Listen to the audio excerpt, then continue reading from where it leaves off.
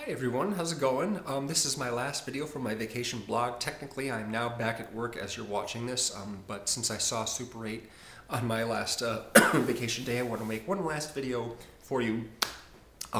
Before I get to that, I wanted to mention that something rather cool has happened to me. I submitted a video response to a channel called Like Totally Awesome, run by a guy named Philip DeFranco, who's got like 3 different channels on YouTube. He was inviting people to submit videos telling him what they thought of Starship Troopers, because he was going to be reviewing it for his Friday video. So I submitted mine, and he used a clip of my video in his piece, which was awesome. He renamed me John Malkovich. He renamed everybody, actually, which is kind of funny. But he spelled Malkovich with a T, which I'm a little disappointed by. But yeah, I was really glad to see myself appear there. I'm at like around the 4-minute mark if you want to skip ahead and see my brilliant dissection of the film. But of course, if you have if you've been watching me on this channel, you already saw it because I posted it like on Thursday. So anyway. Yeah, Super 8, right. So J.J. Abrams, the creator of Lost and Alias, and the director of Mission Impossible 3 and Star Trek, is the writer-director of Super 8. And this is his weakest film, I'm afraid. I was looking forward to this movie, but I was disappointed. Now, I'll tell you what's good about it. Most of the acting is very good, and a lot of the effects.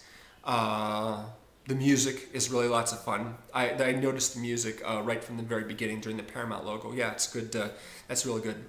The train sequence with the train derailment is ridiculous. It's really, really massive, and it's just funny to see these little kids running around as massive train cars bounce and crash and explode all around them, and none of them are hurt. Yeah, it's a good one. Good, fun scene. Here's what I didn't like about the movie. The script. There's a lot of fun stuff happening in here, a lot of good dialogue, but the overall arc of the story, not pleased with how it turns out. I'll give you an example. A couple of characters are abducted by the creature, whatever it is. To what purpose is the creature abducting people? Is it using people for food? No. Is it using people for trophies, collecting their bones and skulls and stuff? No. Is it using people as a power source, like in The Matrix? It's hanging them upside down in a cave, like Luke Skywalker and Hoth. To what purpose? Well, no apparent purpose other than the fact that when you have the band of kids that are the main characters, one of them is kidnapped by the creature, abducted by the creature, so they need to rescue the character. And in order to rescue the character, they need to figure out where it is. In order to figure out where it is, they first need to figure out what it's doing and what it's trying to do. You know, what's its objective. And this is how the audience, of course, learns what the creature is and what it's trying to do and what its objective is. That is the only reason why any human beings were abducted by this creature. There is no other purpose to these people being kidnapped and held captive, alive, by this creature that I can ascertain. There's no explanation for it at all. There's also no explanation for a lot of other stuff that happens in the movie. For example, at one point, the military that's invaded the little town where the crash took place and where they're hunting the creature, their weapons and vehicles start running themselves automatically. Weapons start firing, tanks start going out of control. Why is this happening?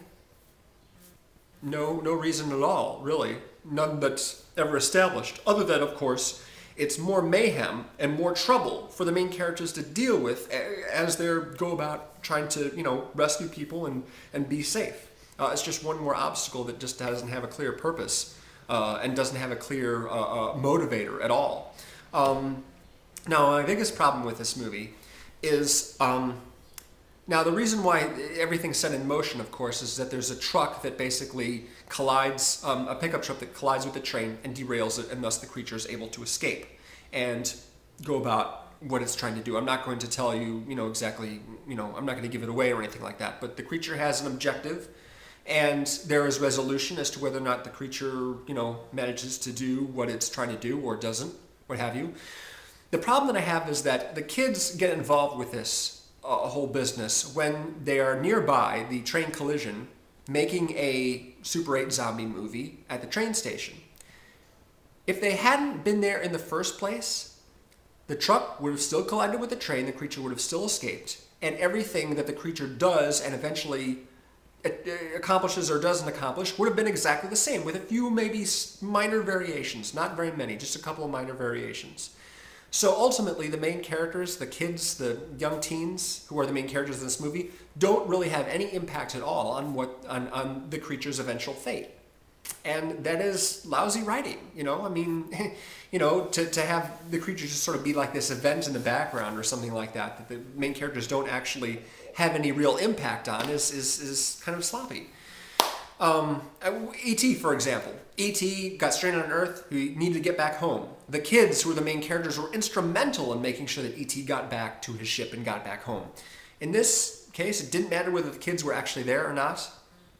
They could have just been another bunch of townspeople, had no idea what the creature was or what it was doing, or didn't find out. The exact same thing would have happened. Now, of course, the kids' storyline is different, but their storyline resolves itself in a way that deals more with like each other and with a couple of the parental figures amongst the cast, rather than the creature, because they just, you know, there's just not a lot that happens there between the kids and the creature itself. The creature stays in the background a lot of the time.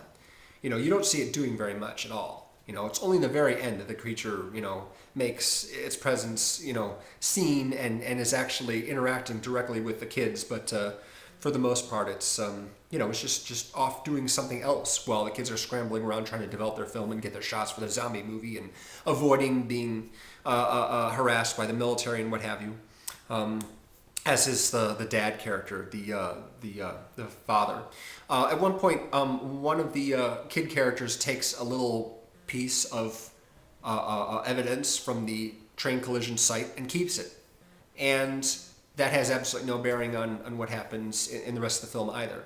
It's not like that. This is like a crucial missing piece that, you know, needs to be collected by the monster in order to complete its plans, but that doesn't happen either.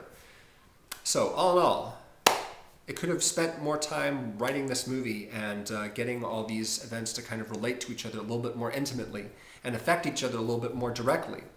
So I was dissatisfied with it on the whole. It does something fun with the end credits. You probably already know what that is, but if you don't, try not to find out if you do go and see the movie, which I'm afraid I can't wholeheartedly recommend. So anyway, there's my take on Super 8. Next week, Green Lantern. And I am back at work, so I'm not going to be able to see that until the middle of the following week after it opens, because I work on the weekends. But I'm not in a big rush to see that movie, and I'm not even sure I'm going to be doing a video on it anyway, so we'll see. We'll see about that. Anyway, thanks very much for watching, guys, and appreciate, again, all you guys paying attention to me. Take it easy.